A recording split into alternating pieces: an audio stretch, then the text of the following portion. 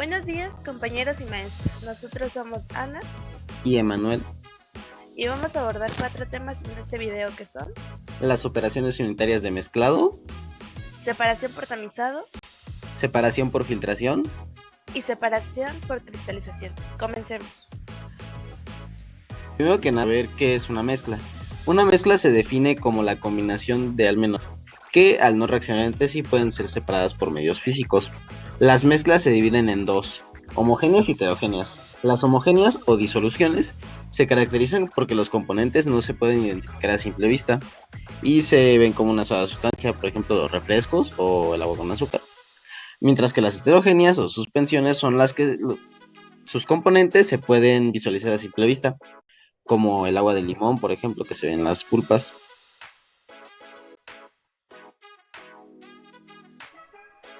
Bueno, en la industria se busca que las usadas no se distingan a simple vista y las moléculas de los componentes se mezclan perfectamente para que el producto final sea agradable a la vista y tenga un buen sabor, un color y una buena textura. Las mezclas se utilizan en todas las industrias, pero principalmente en industrias como la farmacéutica, la alimentaria o la cosmética, entre otras.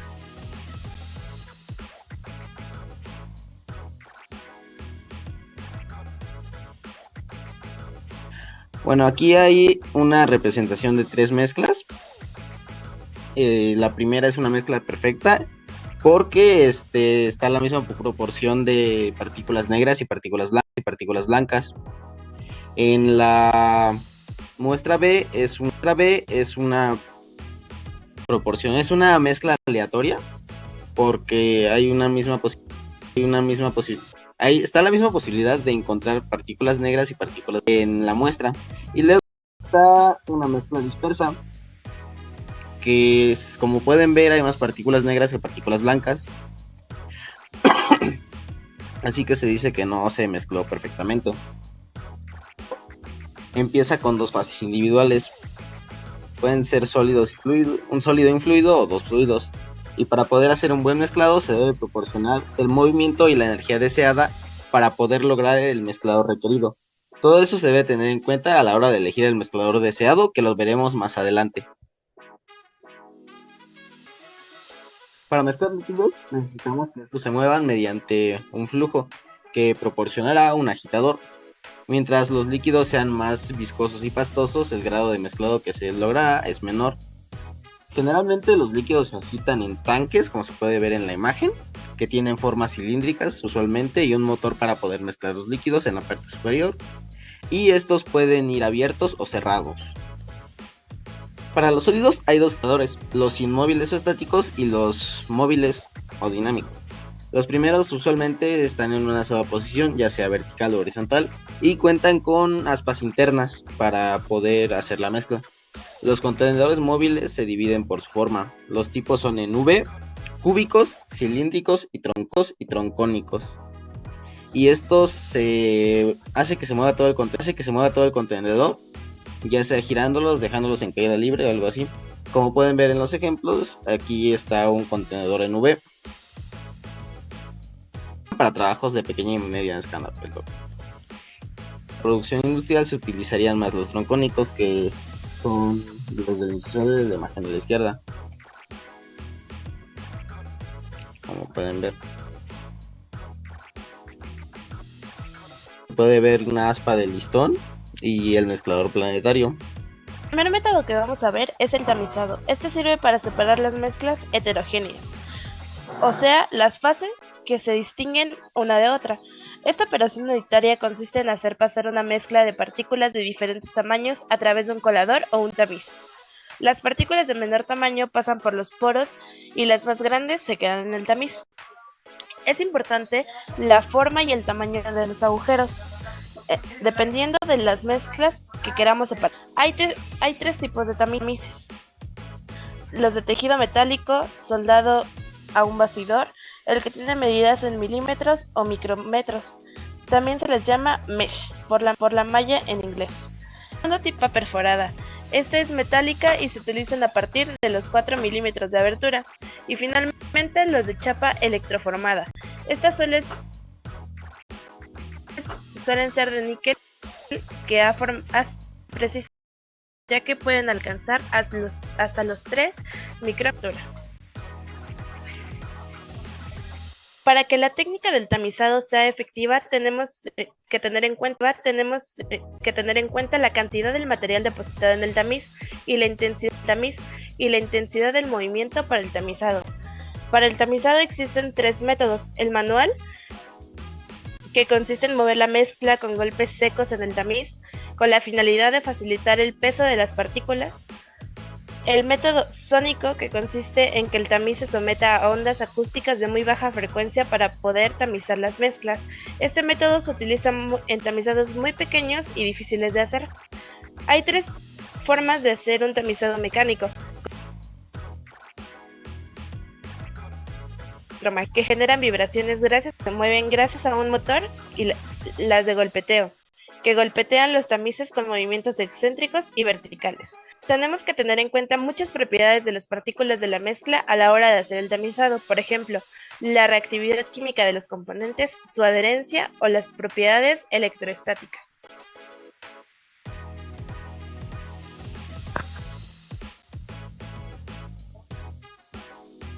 Bueno, ahora pasaremos a la filtración. La filtración es la operación unitaria que se utiliza para separar partículas sólidas, insolubles, contenidas en fluidos, mediante el paso del fluido a través de una superficie porosa con orificios de determinado tamaño.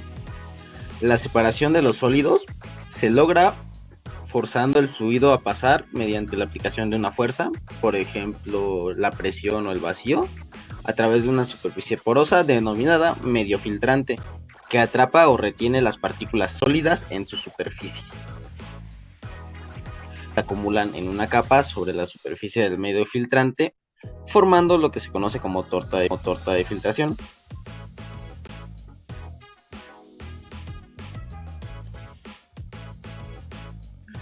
Clasificar las filtraciones se usan como referencia a las fuerzas que actúan sobre la filtración. Por ejemplo, las filtraciones sencillas, en las que solo la gravedad interviene, o las filtraciones más con presión o vacío para acelerar el filtrado.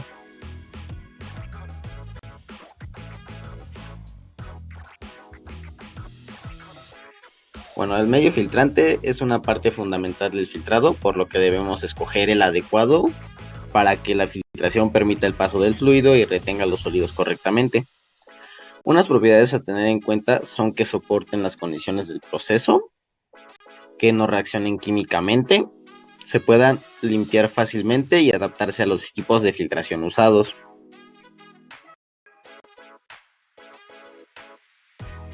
Los medios están en dos tipos: rígidos, en los que son rígidos y no se altera su forma. En los medios flexibles se encuentran las telas y materiales sintéticos, el papel, la pulpa de asbesto, entre otros. Usualmente se utiliza una combinación de ambos en la industria. Como recordamos, las tortas de filtración son el residuo que queda en el medio filtrante y no pasa el filtrado. Estos se dividen en dos: si son blandos y flexibles se les llama torta compresible, y si son sustancias duras y granulares se les llama tortas incompresibles. Para evitar estos problemas, muchas veces nos apoyamos en los ayudafiltros, que son materiales sólidos, no compresibles y grandes, que nos ayudan a que la torta no sea tan difícil de quitar y no interrumpa mucho el proceso. Se pueden mezclar con la solución o formar una precapa sobre el medio filtrante. Algunos ejemplos usados en la industria son la arena, la grava o la tierra.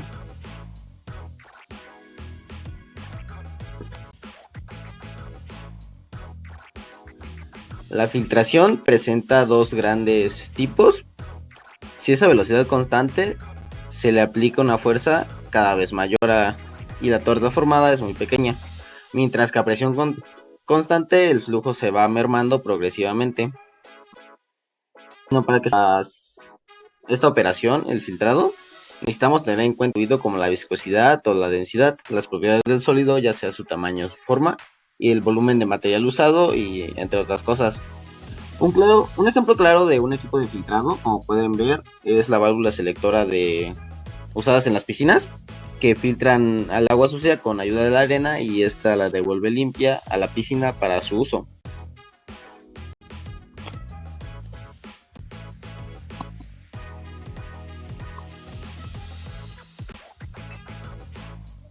Finalmente, hablaremos de la operación de cristalización, que consiste en separar un soluto de una solución mediante la formación de cristales.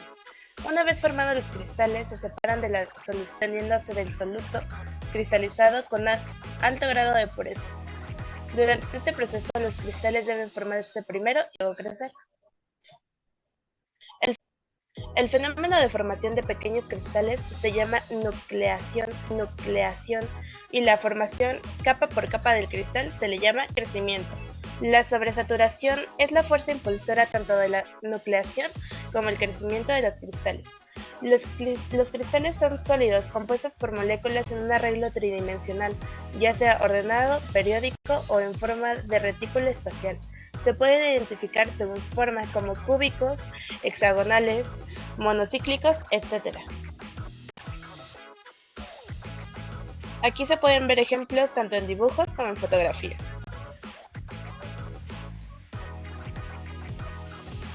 Hay distintos métodos para alcanzar la sobresaturación de la mezcla, como por ejemplo el enfriamiento, donde si se enfría la solución, esta pierde solubilidad y pasa a estar concentrada a saturada. Finalmente, sobresaturada, o el calentamiento, donde si se calienta la solución, se quita el solvente y pasa de estar concentrada a saturada y finalmente sobresaturada. Cuando se incrementa la temperatura, la solubilidad puede disminuir o aumentar dependiendo. También están la evaporación, precipitación y el vacío.